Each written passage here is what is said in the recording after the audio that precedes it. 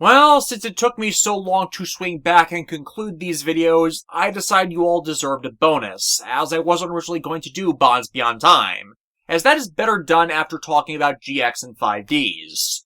So instead, I'm using it as a vehicle to talk about the other two Yu-Gi-Oh! Series I really liked.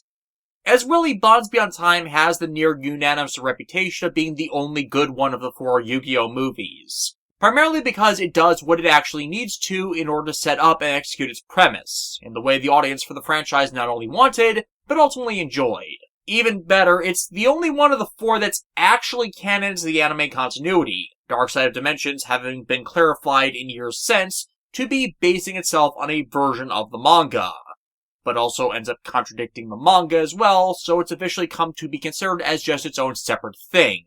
With there some belief that there were to be more to further tie it in, only for Arc V's premature ending to scuttle that, if that even was a thing they were going to do to begin with. But Bonds Beyond Time was used by Shin Yoshida and the then existing Yu-Gi-Oh! Production staff to introduce and elaborate on story elements that were being driven as narratively essential to the final two arcs of the 5D's anime. Done this way, to broaden perspective on the series as good writers do. And Yoshida was too busy with production of the movie to more centrally include that plot in the main series, so it was being repurposed for parts of the movie. However, that status as the best of the Yu-Gi-Oh! Movies and only canon one comes with a major caveat. Its production is one of the things that ended up hobbling Yu-Gi-Oh! 5D's normal episodes in the midst of its middling third arc. Bonds Beyond Time entering production just as the more successful Dark Signers arc had reached its climax, with intent to use it to celebrate 10 full continuous years of the Yu-Gi-Oh! Anime and the franchise's overall success, especially with the positive fanfare 5Ds had received. But by that storyline that was meant to set up the coming arc in the main series being stripped out and repurposed as part of the theatrical feature, it in turn left less relevant content in the aforementioned third arc, leaving it overwhelmingly dominated by filler at a time where filler content was not being taken very well by the anime-invested audience due to the overwhelming glut of filler other ongoing franchise of the era had been abusing, and most of the alternatives to them not being very engaging. The late 2000s was not a fun time to be an anime fan if you were not watching nor aware of the right series, and a lot of the best stuff from those years wasn't imported nor advertised until far later, especially in 2009, which was devoid of good content for quite a while. I actually looked it up and I could find all of 2 or 3 series in 2009 that I liked, all of which I first discovered far later than that year.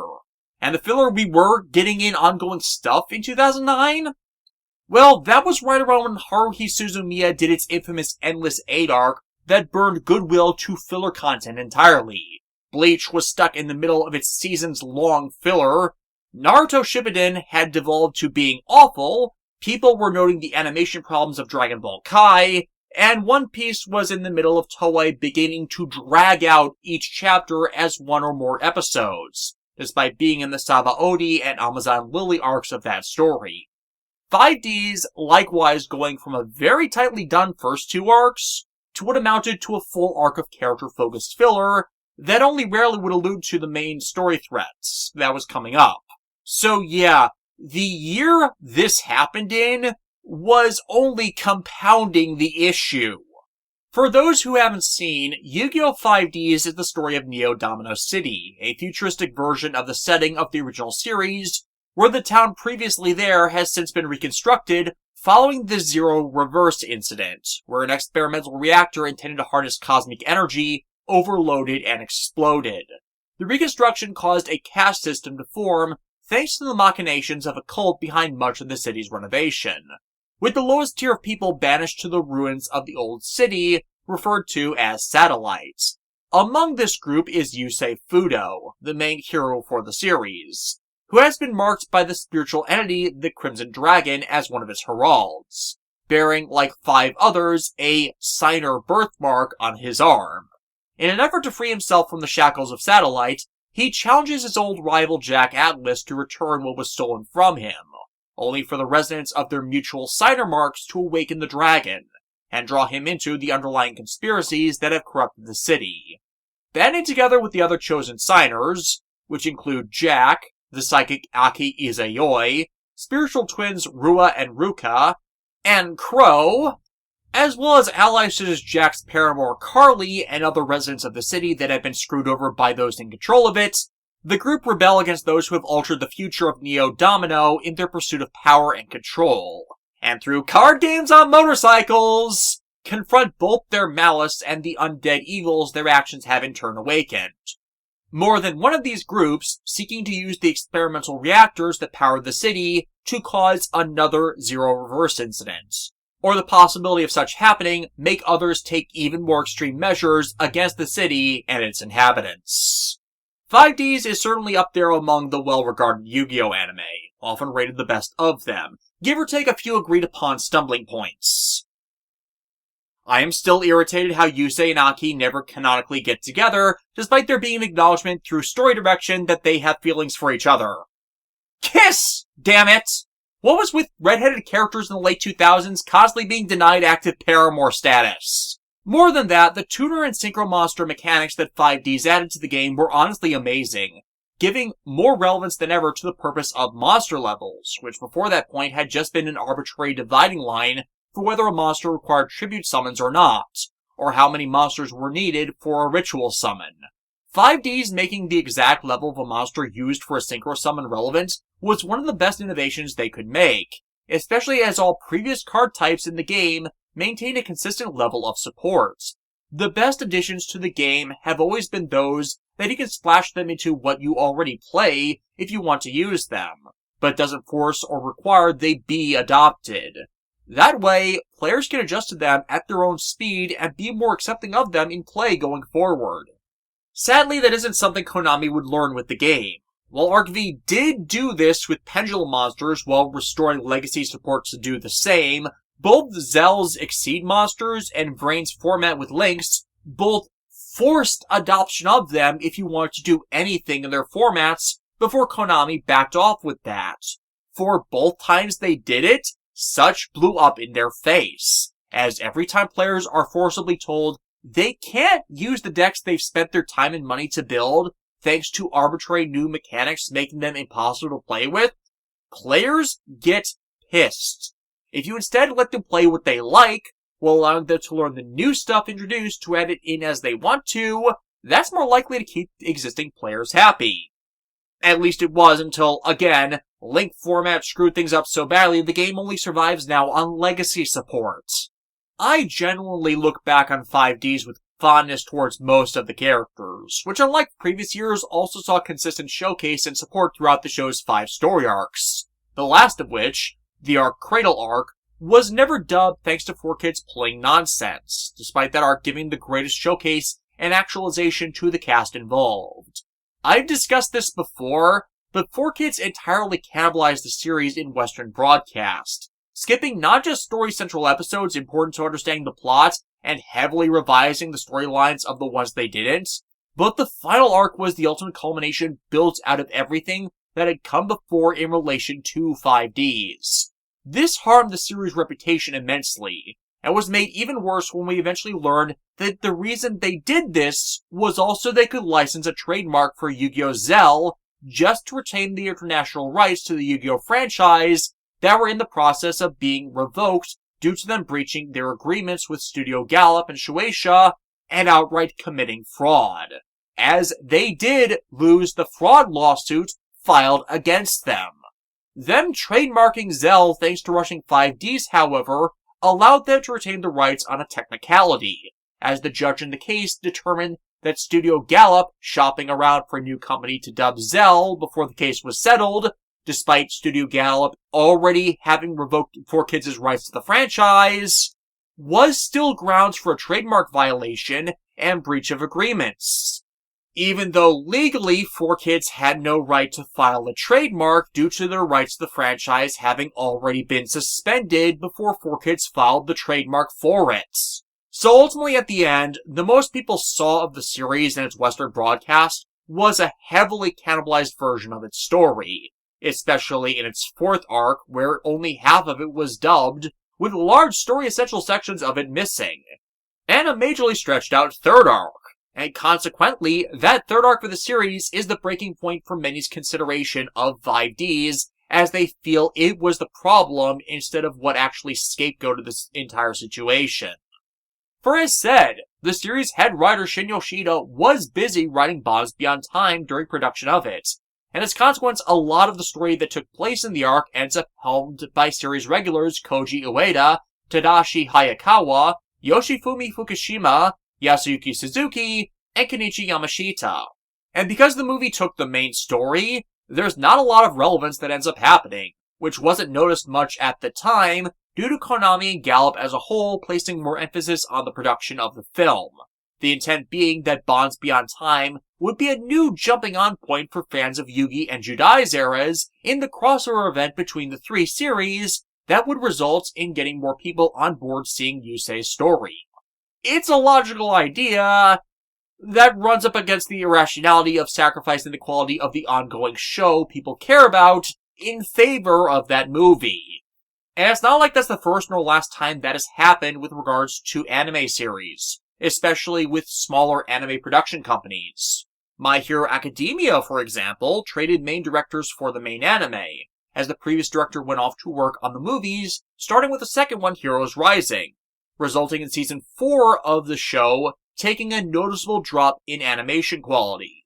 Made worse because writer Yosuke Kuroda, known for Scried and Gundam 00, was overworked trying to adapt both the series itself from the manga, and then being expected to write a competent original story for those movies at the same time, which did not happen. Heroes Rising ending up a terrible, terrible movie that at the very least looked nice. But I think most people would have preferred that the whole series stayed consistent in its quality, which also did not happen. I can cite other examples as well where production of a film made things weird for the production of its related TV show at the same time, to show this is a pattern that happens in anime production and is not necessarily a one-off thing. Fingers crossed that it doesn't happen with Spy Family's movie and its second season, which are being produced at the same time. As for the other thing that screwed over that third arc, that would happen to be the entire reset of the status quo that took place after the conclusion of the Darksiders arc, which itself was a really damn good storyline by Shin Yoshida and the other aforementioned writers. Its finale acting as the culmination of everything built up in the first full 2 arcs of the anime, and concluded most of the active plots that had been motivated by malicious cults and dark evil gods resurrecting the dead, and acting to close them out.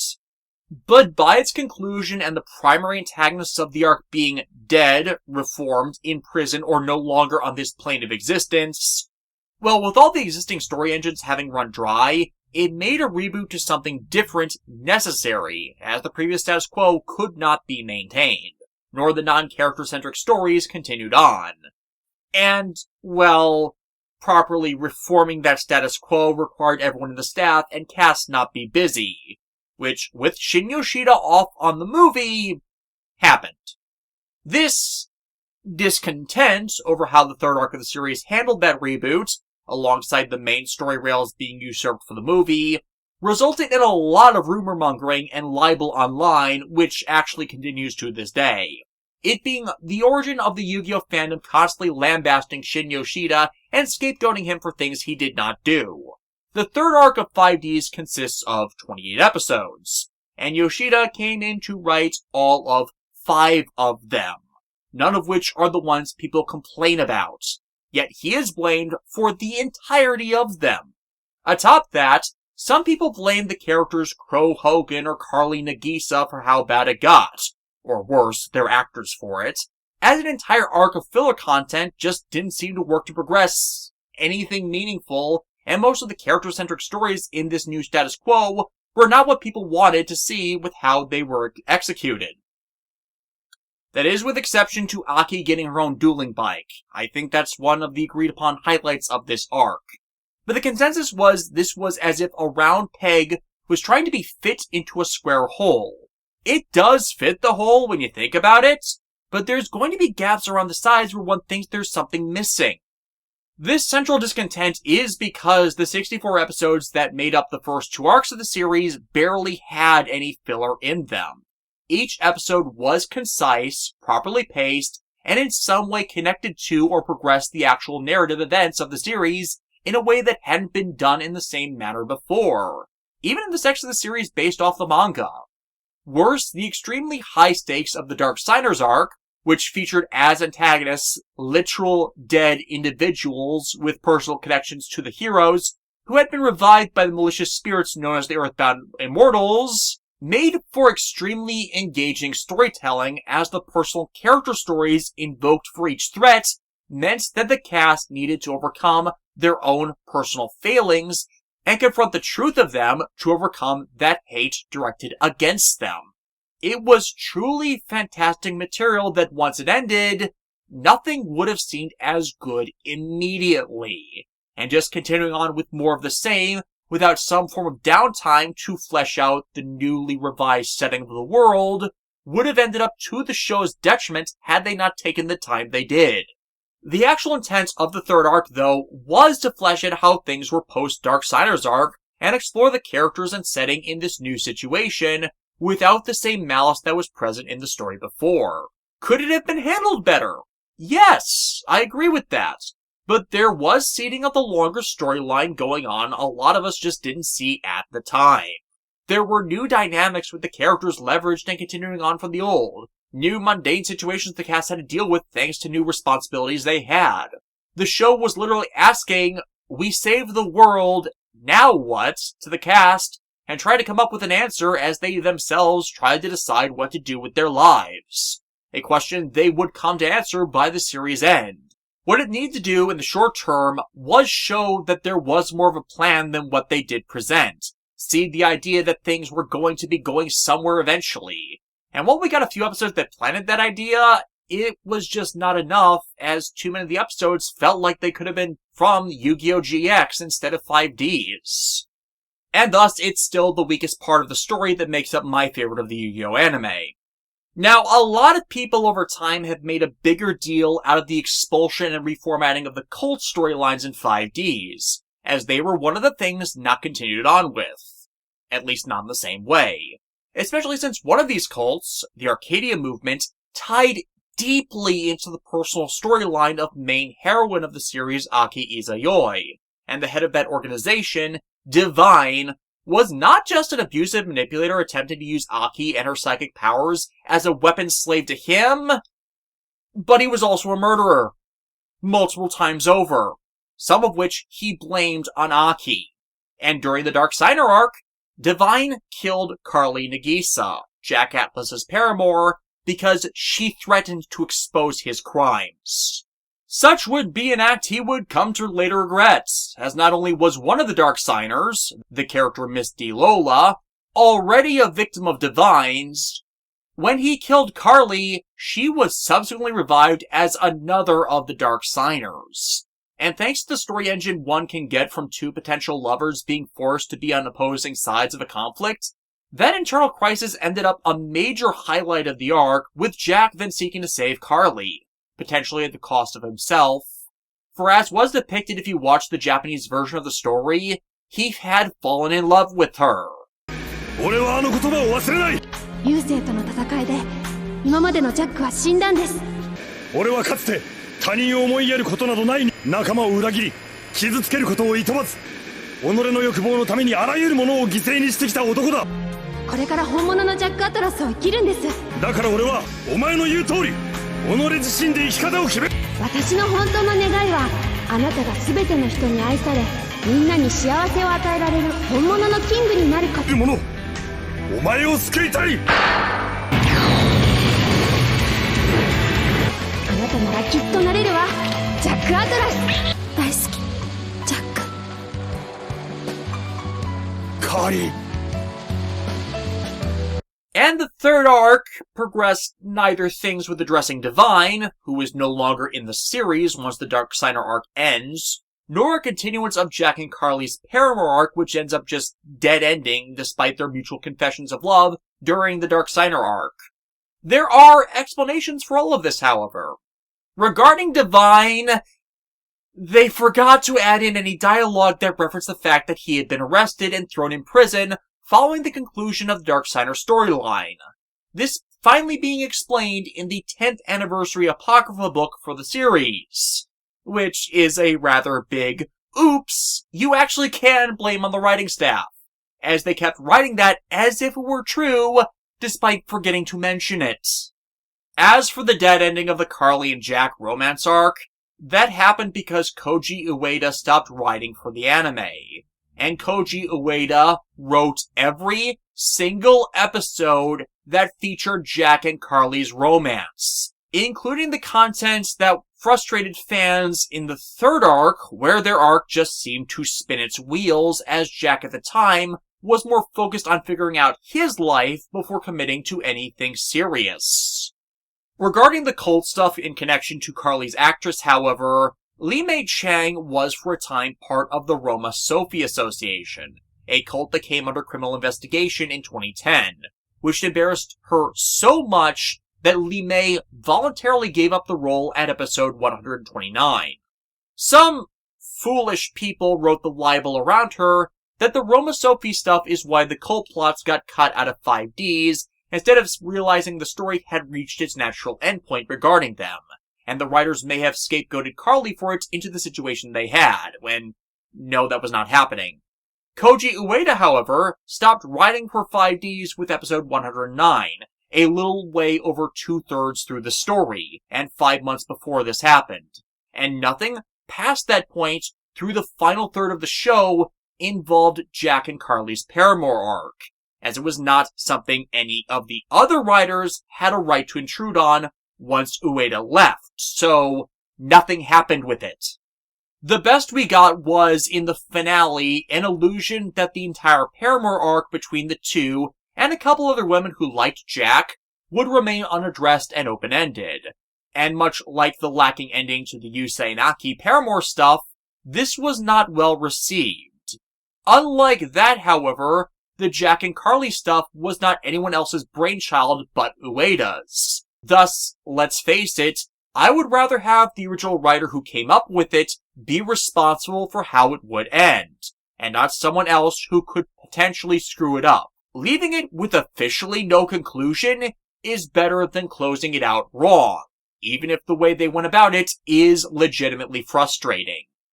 And trying to blame Li Mei Chang's cult connection with why 5D's nixed the overt cult stuff as antagonists over a year earlier, yeah, that does not connect. It would be overall more fair to reference how several productions of that era began to get cold feet regarding their use of and depictions of cults as antagonists. As while they would always show them as the villains such cults are, well, Japan has a lot of cults, and a relevant number of them have had a propensity for violence, encouraging violence, or inspiring violence both by their members, or those victimized by them.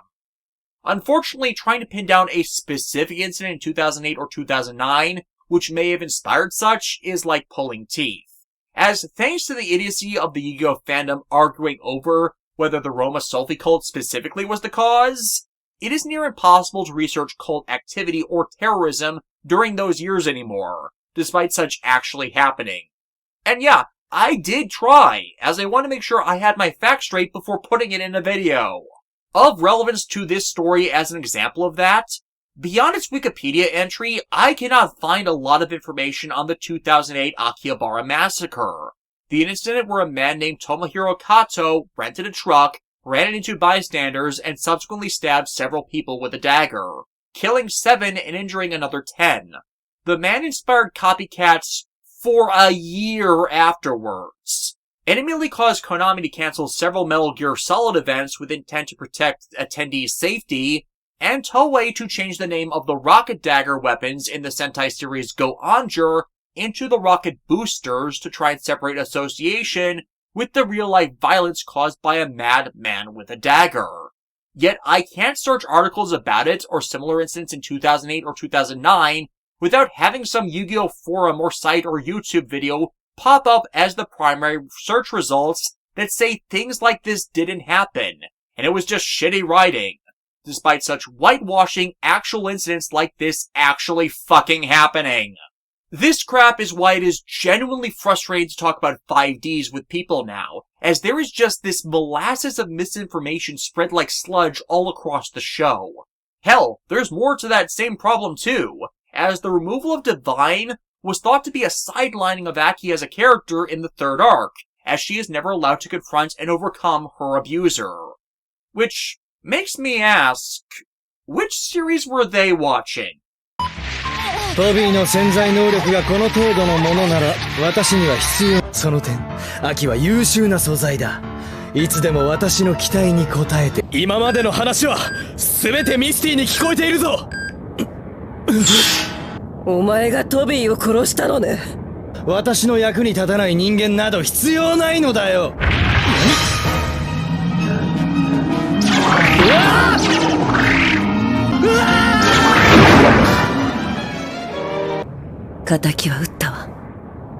Yeah, it isn't Aki herself physically confronting and destroying her abuser, but it is a confrontation nevertheless, as in that moment, she was facing down one of the other women most wronged by Divine, and working to acknowledge the sins she was part of to resolve them, which thematically is covering the same ground. Some people don't consider that an even replacement, and you know what? Fair enough. But the actual root problem in this case for us in the West wasn't 4Kids' Entertainment's changing of just so much of the storyline with their dub-rooted nonsense, which neutered Divine as an outright villain, that a lot of dub-only watchers thought he had more to do as an antagonist before they were done with him. When, no, all they wrote was all that was intended. Aki-san!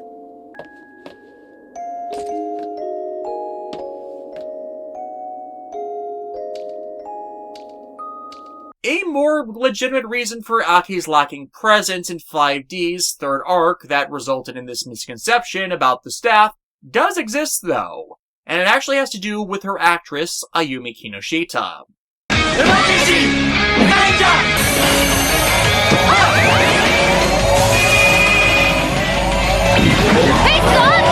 For Ayumi is not normally a voice actress. She is a live-action film, theater, and television actress, most known for her debut role as Marika Jasmine Raymon from the Sentai series Special Police Dekaranger, which she has reprised several times across several series, events, and movies.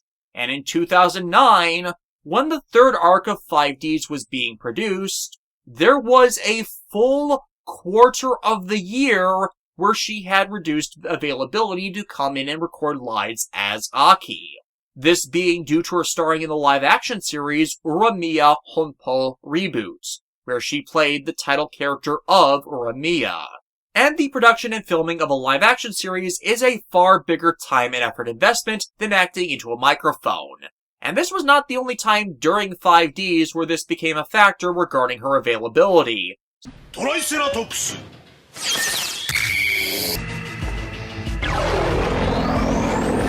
あやさんがドーパンと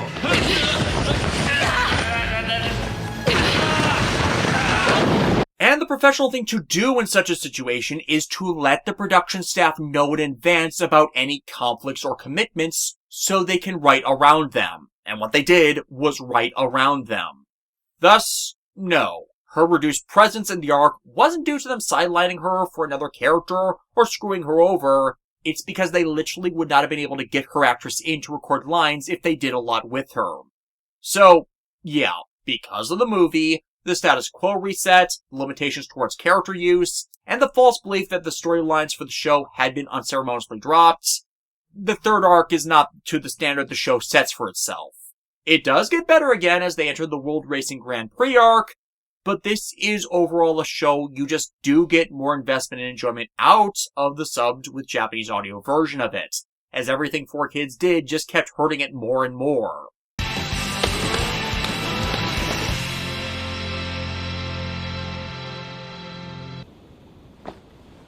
ここから先は俺たちが作り出す未来ライディングデュエルアクセラレーション Which leaves the other series in this crossover, Yugioh GX, which is the story of Judai Yuki, a teenager who can see monster spirits, and his time at Seto Kaiba's Duel Academy, a trade school set up in the wake of it being determined that people can actually make a living off of being a professional duelist, with the school set up with intent to training the next wave of pros and others relating to the profession, be they card designers, researchers into the mysterious connections the card game has to the cosmic energy of the universe, or those that just really like playing the card game. GX is arguably the most wild of the series with the extremes it reaches, in part because it was the first show after the original manga's end to be produced, so the narrative rails that constrained exploration of the setting were entirely off, and the writing staff prominent in GX had to figure out what that meant. That's not to say Kazuki Takahashi had no involvement in it. He still did create much of the lore for GX to work with, but it was more up to the staff to think of the plots of the week, or at least the ones that were permitted by Konami's various attempts at new mechanics and their invention of the concept of the archetype. And while fusion monsters are what became synonymous to GX due to how many fusion monsters released during GX's run, due to the continuous support of the hero archetype that was seen, in reality the gameplay innovation that occurred during this era was in fact the invention of the archetype. Collections of monsters, spells, and traps that all had a common theme and gameplay goal to their respective strategies, which all supported each other. Before GX, while there may have been cards that supported one another, such as Yugi's Magicians, or the XYZ monsters, they were largely only lumped together because of the groupings of their effects. You could not just build a deck out of them and call it a day. This changed with GX, as a properly created archetype could dominate and create a theme for an entire deck to play with or around, as long as enough relevant cards were released for that archetype. Which is where the problem with GX and Konami's production of cards in that era came in, as with exception to hero cards, at most other archetypes only saw 1 or 2 sets worth of support for them before their archetypes were completely abandoned and the mechanics it introduced no longer supported. Sometimes they might get a new monster or support spell or trap in a later set, but if an archetype was not able to work out of the pack, then good fucking luck holding out for support cards later on to fix it. And really, the limits to Konami's production of cards is what I feel caused the largest criticism of GX's era. It had an absolute horrible time when it came to utilizing its ensemble cast of characters that were supposed to be Judai's friends and rivals in school, despite them never getting the cards that would allow them to properly improve their decks, which would allow them to play games with them throughout the entire series. Past the first season of the show, it was rare to see any of the series regulars actually play the game. At most, them losing against someone else that introduced something new in the new characters' decks, or them having to entirely swap out what they played to get any relevance in the story again. Infamously, more than half of the character Asuka Tenjoin's deck is made up of anime-only cards, which only first saw release during Yu-Gi-Oh! Arc V a decade later. And that only came about because an alternate dimension version of her character saw spotlight in that series. Most of the other regulars were not as lucky. It only being in the last couple years, thanks to both the release of manga originating cards and Arc V onwards legacy support for their archetypes, that many of them finally became properly playable. GX for many is as beloved as 5D's, if only because it really was the wild, wild west when it came to deck creation, with the many archetypes and styles of play introduced that made the game engaging, and the beginning of seeing a wide cast of characters that all played around their own specialties, instead of the menageries of deck construction seen of the original era, where things more had to be formatted around a monster type, and you rarely truly saw a theme to a deck beyond one master combo. And thanks to archetypes being a successful thing, they've been done ever since. The GX era was just fun to play in, as aside from hero decks, you never quite knew what you'd end up playing against. The only other major outliers at the time I saw a lot of were level decks based around the Armed Dragons and Horus, Cyber Dragon decks as, well, Cyber Dragons were just that good splashed in with other machines even when they only had 3 fusion monsters to their name, Monarchs because Monarchs are going to Monarch, and Warrior decks that like to splash in Cyberbladers. I've mentioned my time in the GX era as a player before as well, what with my Creator Blue Eyes deck that would help me literally recycle the dragons from the grave out to the field. Never knowing what new thing I'd play against was the fun of it. Hell, I remember vividly in that era playing a warrior-hero amalgamation deck and beating a monarch player thanks to equipping the monster I had out with Lightning Blade, as the player forgot that Lightning Blade reduced the attack points of water monsters, and all they had out was Mobius the Frost Monarch. A lot of the stories I've shared before in previous videos came from this time as well. And GX itself was a roller coaster for the characters with how the story ended up plotted. While each of the mains intended to go pro, then ended up shifting as each season's varied challenges affected their respective characters. Most chiefly being the Society of Light arc in the second season that saw half the cast brainwashed into believing they should give up their free will to be better than they were, not realizing they were becoming pawns to a genocidal cult. Again, relevant to the 5D's discussion, since sometimes things that are okay even a few years earlier are considered less so afterwards. And as a result, the series does end up putting Judai the most through the ringer, as he is a character that just wants to have fun playing the game. The best thing about Judai was he reflected the best about the player base. They want to have back and forth matches against their opponent, see what they can set up that's the best of their deck with what they have, or knock down what their opponent has set up. We want to be allowed to play the damn game. That's the best fun with it we can have. And yet, so frequently with the modern game, we're not allowed to. For real players of the game, that's manifested in the form of the meta, where if you let your opponent do anything, then you yourself will in turn not be allowed to do anything instead. I want to have a good back and forth with my opponent to see if I can't outdo what they've done, but if you play that way, thanks to the game in the modern meta, congratulations! You've already lost. Games these days are decided exclusively by either one-turn kills or control decks so broken that if I give them a single turn, I'm locked out of doing jack all. That is not fun. That's downright fucking toxic. And Konami has, since Brains, completely abandoned all responsibility towards policing the worst offenders of the metagame. Like, I generally don't even bother playing anymore outside the duel streams Alexis and I do, nor collect anything that isn't legacy support to something I've always liked. But in Judai's case, there's such a demand to take the world around them seriously, there's a legitimate loss to the fact that you need to care about yourself too. And if you're just making a game into nothing but work, then what's the fun in it? However, as the story goes on, the plot begins to almost punish Judai for his perceived irresponsibility, as even when he tries to fix things he feels guilt over, it keeps going wrong, culminating in the Season 3 arc that forces him to acknowledge how much he does need to grow up.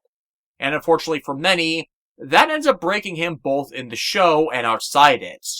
While there is no certain reason why the shortened Season 4 of GX was never imported and dubbed, my opinion being that it might have something to do with 4Kids making it so the third season of the series was first delayed from airing over 2 months after they played the first episode, and then stretched out over an additional 16 months, so they literally exhausted all the time they would have had to work with regarding Season 4 before 5D's hits, and then they would have been pressured by Konami to start 5D's to cross-promote the cards for that era. But regardless, Season 4 is still an essential watch for the series because of the contrast it plays regarding Judai's character. For the person who dueled the most for fun, in the 4th season no longer finds any enjoyment out of the game after everything that happened. Judai's characterization in the 4th season is someone that is suffering from severe burnout. It's what happens to someone when what they love becomes a chore. An object lesson acting as an example of when someone loses the love of what they once had, and it's up to the friends he's made to do their best to help bring back his spirit and soul that the previous season had stolen from him. And in those last moments of the season, where he finally finds the sense of self to smile again, you know that even as the story has ended, and everyone's gone down their own separate paths in life, everything for them is just going to be fine.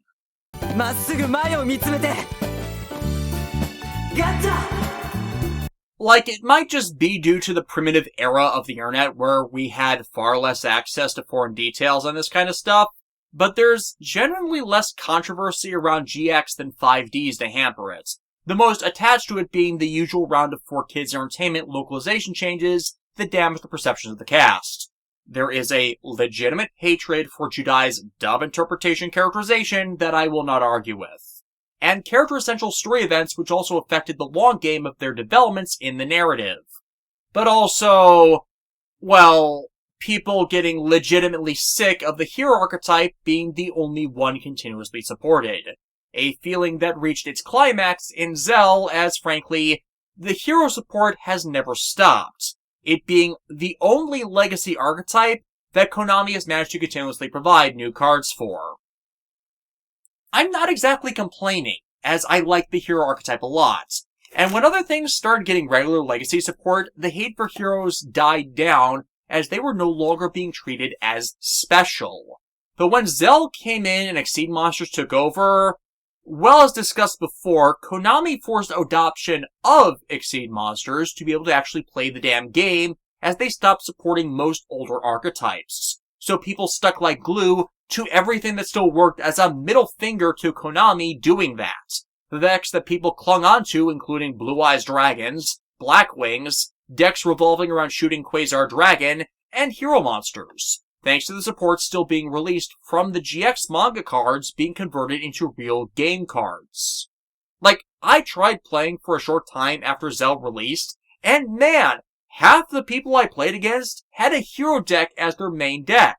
The adoption of Exceed Monsters was that bad back then.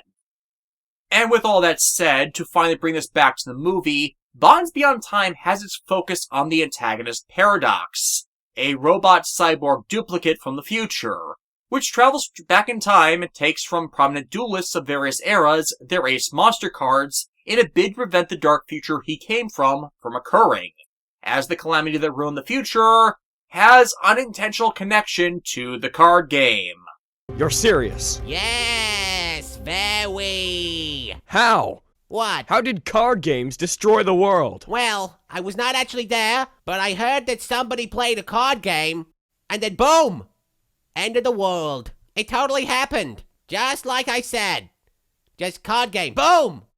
And that is the only clip from Bonds Beyond Time Abridged that you're seeing here.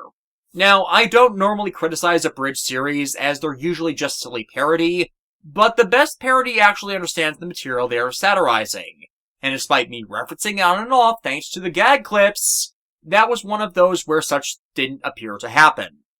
I think why was they were trying to keep things to what one would know from just what was released in the dub, as, yeah, the movie is itself impenetrable if you've only seen the dub due to what 4Kids skipped before the movie was released, thanks to Judai's story being set after Season 4. And the additional story in 5D's that more expanded upon Paradox's plot, which the movie was acting as a lead into, was skipped entirely.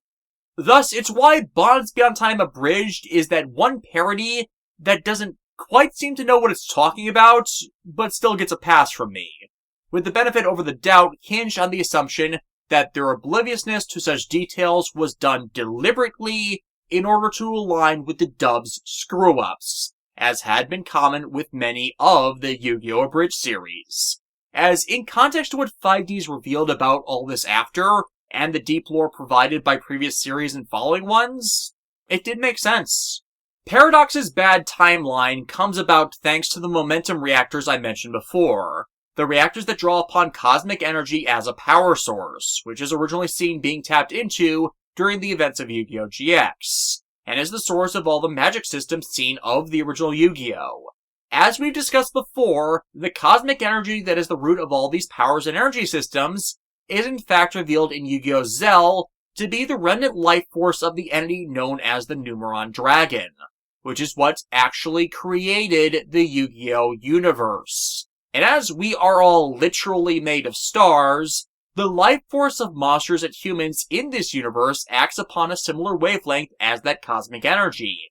Thus why human souls can manifest monsters in various ways, or human life itself can act as batteries to power magical spells, rituals, and artifacts. And the momentum reactors themselves seem to draw power not just from the background cosmic radiation of the universe, but also passively from the life of humans, monster spirits, and the acts of dueling near them.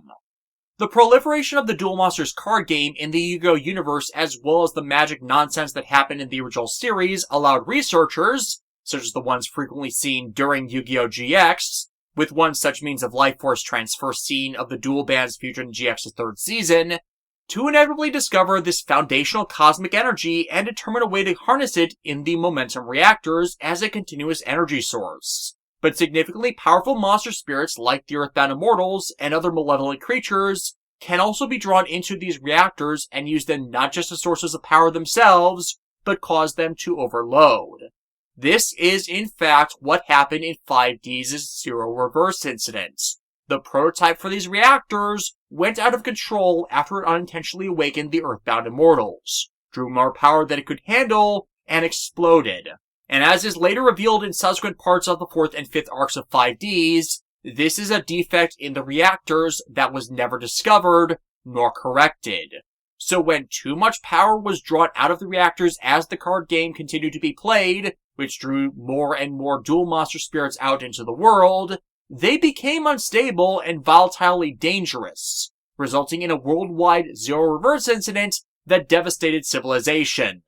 Or, as the Abridged series put it, that was the card game that destroyed humanity.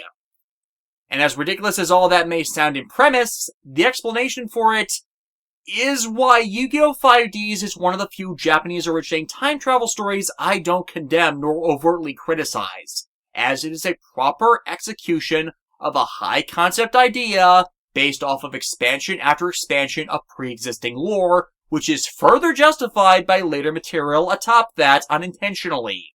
Hell, a variation of these same sequence of events is then what sets off Yu-Gi-Oh! Arc V's story as well. Just with different means, because Yusei actually figured out how to fix the damn reactors before 5D's ended, so a Zero Reverse incident with them would never occur.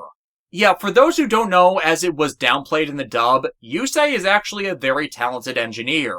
We don't exactly see him attending school for a degree on the matter, but considering he's the one that ends up stopping the machinations of all the time travelers coming back from the Dark Timeline, alongside the last of them bringing back proof of the bad timeline with them, that the entire city ends up seeing, we're gonna mulligan that and say the government had enough evidence to look into a means by which to fix the reactors permanently to avert all that, via creating a metaphorical stopgap valve that would prevent overloads from building up in them. With context as well to Yu-Gi-Oh! Zell, the invention of the dual gazer technology and their interface dual pads were likely done with intent to likewise reduce strain on the network by only manifesting virtualized versions of the monsters for the game, so widespread play planet-wide would have less chance of accidentally calling down malevolent spirits to mess with the lights. And then the number monsters connected to the Numeron Dragon did that anyways. I wouldn't quite call that an oops on the adults' part in that, more something they had no way of foreseeing. Solid vision with Mass, though, and citing that in Yu-Gi-Oh! Arc V, that has less of a defense depending on how far after 5D's that Arc V's backstory is actually set. In the now, though, with Paradox and his Dark End timeline, he's the first of 3 people originally sent back in time, each trying to find a different way to change the future by subverting central players they believed would become central influences behind why the calamity would happen. The character Aporia attempted to do so through direct control over the relevant areas of the world, and manipulating factors that would lead up to the calamity's events. The character Bruno acted as a hidden mentor in the midst of the group, trying to present a better way to the future that would avoid the calamity entirely. And Paradox started off with the most extreme of the options, deciding that since all the research into cosmic energy first happened because it was discovered thanks to the Duel Monsters card game, then killing off the creator of the game would make it so those discoveries would never take place, and the world would be saved as the reactors that doomed the world would never come to be invented. His actions in stripping the strongest monsters in the game from their wielders across time taken in the event that someone tried to stop him, while those actions subsequently damaging each era of the game in hopes cascading changes would occur. Everybody got that? And again, in context to the actual series lore, that's insane, but also makes a twisted amount of sense.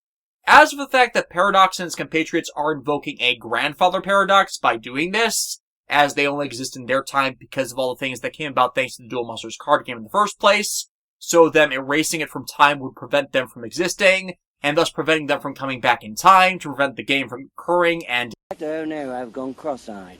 Well, that's basically the point. When your options are death because there's no one else left, or sacrificing yourself to temporal non-existence as a consequence of changing the future, well, you're dead either way. Might as well choose the option that lets there be a chance at life. The problem with doing this, however, is it alerts the protagonists of the Yugioh sequel series to what Paradox is doing. First visiting Yusei's time and stealing from him his ace monster Stardust Dragon, then visiting the time after Yu-Gi-Oh! GX occurs to strip away Cyber End and Rainbow Dragons from Kaiser Ryo and Johan Anderson respectively, which Judai himself sees happen. And really, this plan might have succeeded had Paradox not gone after Yusei. For Yusei's Stardust Dragon is one of the signer dragons that serves the Crimson Dragon. And as Yusei is one of the signers, the Crimson Dragon's power can, I guess, allow him to travel back in time as well. I mean, the group Paradox is part of had to figure out how to do it themselves, so it is plausible other entities could be able to as well. The problem with time travel, though, is if you start to abuse it, then it only escalates the problems you're dealing with. It's possible other god entities in the Yu-Gi-Oh! Universe are able to do it as well, but no better than to do so as it set off a whole time war of them trying to one-up each other and change things in their favor. I mean, you already have cards in the game that show off entities that can manipulate time, and if it's depicted in a card in the Yu-Gi-Oh! Universe, then that means something out there has that as a power that can be tapped into. Regardless, the Crimson Dragon follows the tear in time Paradox has left, leading to Yusei picking up Judai, and then following him back again, to an event that occurs sometime before the events of the Millennium World arc, where Paradox has indeed succeeded in his terrorist attack against Pegasus, and caught Sugoroku Moto in the process, which pisses Yugi Moto off. The feeling of this is, of course, Paradox wasn't going to exactly be successful in his scheme if he didn't attack and kill Pegasus before he invented the card game. Hell, take it back a bit farther and try and stop him before he got the Millennium Eye. Then again, would the future even know about when Pegasus would have gotten the eye? But still, the time Paradox strikes at is all wrong for his goal. At the point the Paradox attacks, the game is already in wide circulation. Dual Disc technology already exists, and by evidence of the game continuing on after Pegasus' death in the manga, killing him at some point after Battle City wasn't going to do the game in, as Battle City in-universe is historically the event that sparked the boom in the game's popularity to reach the heights it does. This is honestly the wrong place to do this, but with regards to story viability, it'd be the only way to get Yugi and Atem on board this crossover as well. Short of Paradox just doing the same thing and stealing more relevant dragons from this time period before his final jump back to properly kill Pegasus. And for all we know, that might have been his plan. But that's not what we really see. Instead, the Crimson Dragon once more jumping the group to just before Paradox's attack, where the trio of lead heroes then interrupt the events, get all the would-be victims out of harm's way, and confront Paradox before he can make another jump, which by time travel rules prevents him from pulling any more timey-wimey shenanigans. And we have to settle this how we settle everything in this franchise. I've got it! Arson! After all, we have to have a reason why Paradox stole all those dragons. And that is the Sin archetype! The Sin dragons, also known as the Malefic dragons, and sidebar, why? Why would you change a perfect name as Sin? It describes an action or state of being, and religious description of the term isn't even that overblown. Moreover, it removes thematic context from the film of Paradox's goal of preventing a rooted sin from destroying humanity in the future. The pun of the name is, it also can translate as Shin, meaning new or truth, as the Sin dragons are all new versions of legacy cards that warn of a malicious truth unseen by those in the past. Anyways, the Sin archetype actually did have something going for it when it did release, especially with the right cards as support. By removing from play a card associated with the given Sin monster, you could summon the Sin version of it with no other cost. This would allow a player to say, summon Sin Cyber End Dragon to the field by just banishing Cyber End Dragon from the extra deck, for an instant 4000 attack point beat stick. and the monsters were pretty balanced as well, requiring a field spell be on the field at all times to permit them to be summoned. If that field spell was destroyed, they'd go bye-bye. No more than one Sin monster could be on the field at a time, and when one was out, no other monster you controlled could attack. They even had their own boss monsters in the form of Sin Paradox and Truth Dragons, which had their own unique ways of being summoned.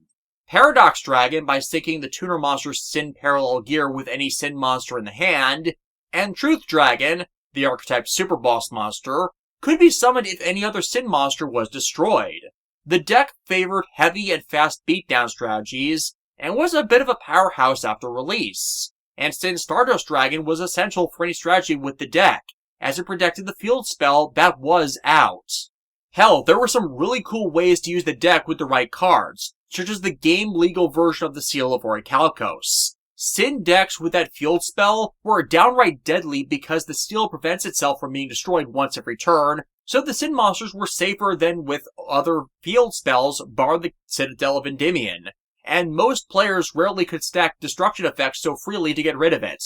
The 500 attack point boost was helpful for their beatdown, and if someone blew up the seal, well, the Sin monsters would have left the field anyways. Plus, it got around the seal's limitations against the extra deck for most of their cards, so it wasn't a hindrance. It's almost as if they were made for each other.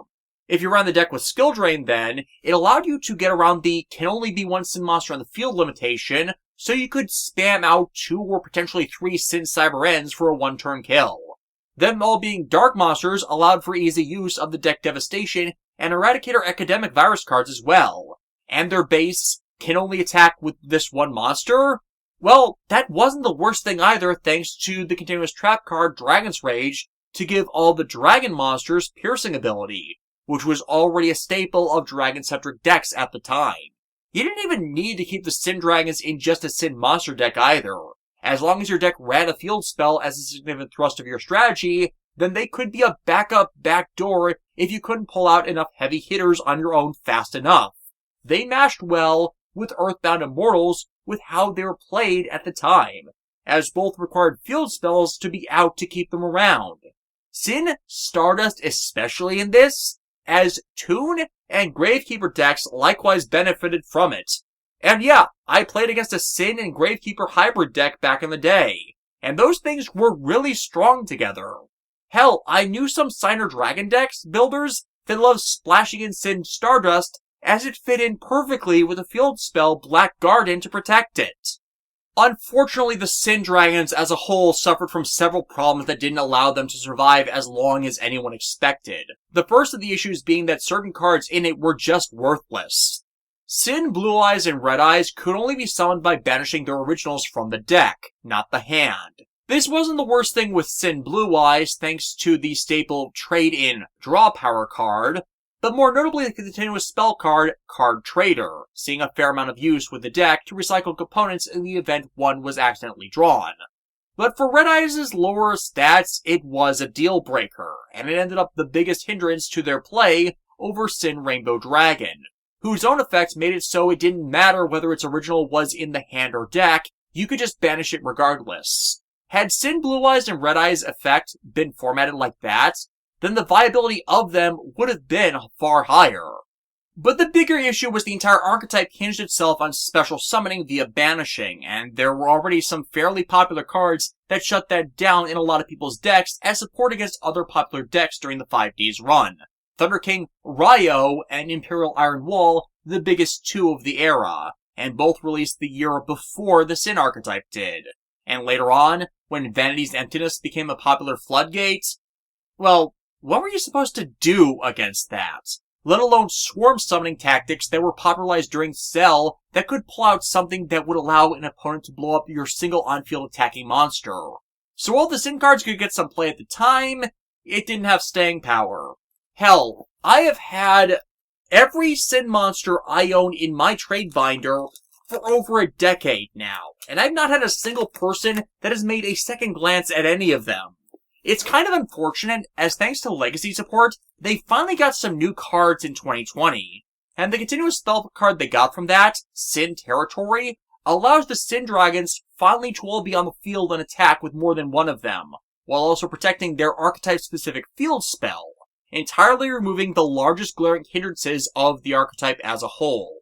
And Imperial Iron Wall isn't as played anymore, so it's a lot more rare to have the resource around that shuts down banishing. Not that it's needed as much, with the Ghost Girls cards around to shut down just normal special summoning, and the Ghost Girl archetypes being a staple that's not going to be going anywhere anytime soon. But for the purposes of the movie, and the challenge it posed against the lead heroes, and the spectacle of the big screen, it did make sense. This was a cavalcade collection of major boss monsters from across the franchise that were being called out instantaneously. Usually the kinds of things Judai would need to bring out his best cards for, and frequently it would take a few turns for Judai to collect all the resources he'd need in the hand, deck, and graveyard to pull off a good counter to 3,000 attack beatsticks. These were beyond the normal damage limits expectations of everything Yugi and Atem could do, short of calling upon Buster Blader, so his contribution would be in the form of cards that subverted straightforward attacking, as the Sin Dragons otherwise specialized in. And the Soul and Stardust Dragon at the time was integral to everything super powerful Yusei would himself be able to pull out in a pinch, so his varied other smaller monsters with defensive techs would be the best means of countering. The archetype of sheer repeated boss monster brute force enough to disrupt any of their individual playstyles by hitting them too hard to get their resources in order. But drawing such out between the three, that's a lot different. Hell, over the course of the duel, Judai shows himself as having the most effective and flexible support cards among the three, despite starting the duel with one monster, 3 spells, and 2 traps, reflecting the bricking problems of the hero deck of the era. And yet his cards are the only ones not suffering under power creep, nor a lack of the essential cards that require be around in order for them to be played, permitting them to repeatedly stem the tide of Sin Dragons, while by comparison Atem is constantly being flat-footed, as all of his tactics in comparison to everyone else are far more commonly known due to everyone he's facing being from the future. Despite between him, Judai, and Yusei, Atem had the best starting hand of the three of them. You'd only got to do things because of the other two in the party. Most of his plays are facilitated by Yusei or Judai supplying him resources to even get off the ground. And it's only due to Paradox's own myopia with regards to how strong his monsters are that he doesn't see what Atem's doing as the obvious plays that they are. Such as when the anime effect of Sin Paradox Dragon that reduces monsters' attack points is shut down, not by them stealing that monster, but Atem stealing back Yusei's Stardust Dragon that needed to be under Paradox's control for the attack reduction effect to stay active. How do you always asshole? Though really, the best play of the duel I feel is when Judai uses Atem's defusion on his Neos Knight to summon out normal elemental hero Neos and the other material used for the fusion, Yusei's Junk Gardna, to recycle Junk Gardna's battle position change effects. Primarily because it's never expected in the game to actually use defusion as a card to get more monsters out quickly to either defend with, attack with, or exploit the effects of the component pieces. The other significant reason behind that is it's one that isn't hinging on narrative bullshit, as an actual gameplay plot hole ends up being invoked near the end of the game. For after Yusei's Stardust Dragon has been taken back, Paradox ends up using the effect of Sin Truth Dragon and blows up the field, with such being in turn negated by the effect of Stardust Dragon, which contributed itself to negate destruction effects. Paradox pulls out another monster as cover, this negated by Judai's Flute of Summoning Kuriboh, which is where the problems start, as that should be pulling Wing Kuriboh out of his deck, but instead it pulls the normal Kuriboh out of Yugi's. And you know what? That's a lesser sin in this whole exchange, as the three in this 3-on-1 duel were treating their field and life points as a common collection. One just generally doesn't consider effects that specify your deck as being able to tap other decks in such a situation. Though frankly, it would have been hilarious had Judai soloed Paradox by just pulling the Flute of Summoning Kuriboh and Transcendent Wings on his opening turn, to then summon Winged Kuriboh and upgrade it to its level 10 incarnation that just blows up the field and inflicts effect damage to the opponent. That wouldn't have worked in this situation, as Transcendent Wings requires a discard 2 cost to it, but it would have been funny. Plus, thematically, Judai paying Atem back for the use of Defusion by offering up his own quick play to use to get him Kuriboh, especially since Yugi was responsible for giving Judai Winged Kuriboh in episode 1 of GX.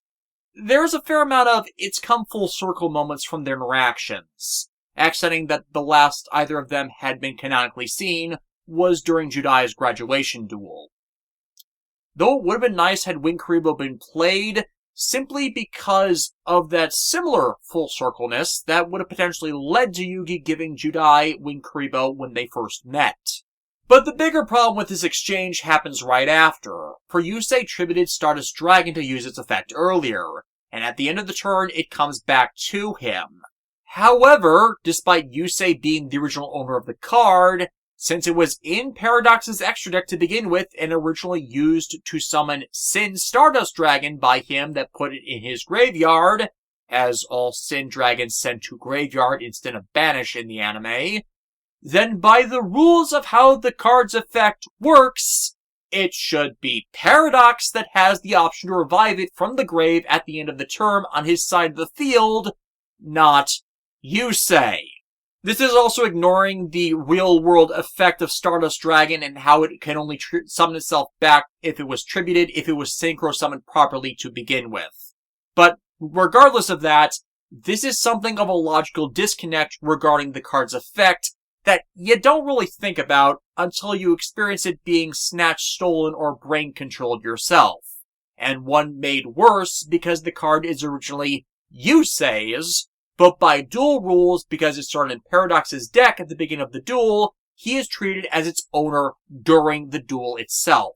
So while Yugi stole it back, in the terms of the duel rules, it has had its control changed to the opponent, and Paradox is still treated as the card's owner.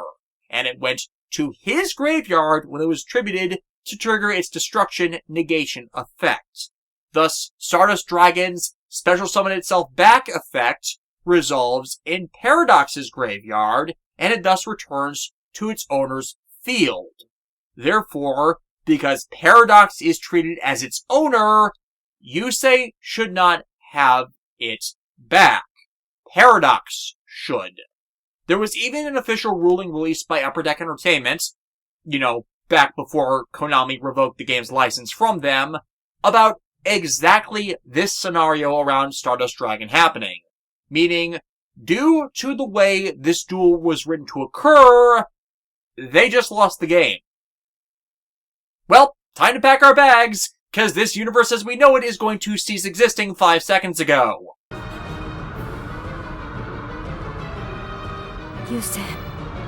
Like, time travel logic.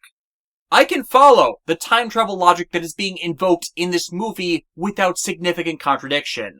That, in and of itself, for a Japanese story, is a miracle, as it makes it one of only a handful that succeeds in pulling that hat trick off. Literally, I can count the successful ones that don't overtly contradict themselves significantly on my hands with fingers to spare. That is how few in number the competent ones for that story engine are out of Japan.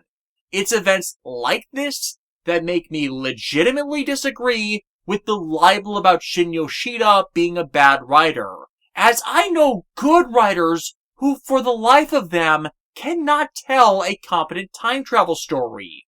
I don't give praise towards that lightly. So it is actually outright hilarious that the entire story ends up contradicting itself, not because of the time travel rules, but a forgotten game mechanic rule that ends up ignored.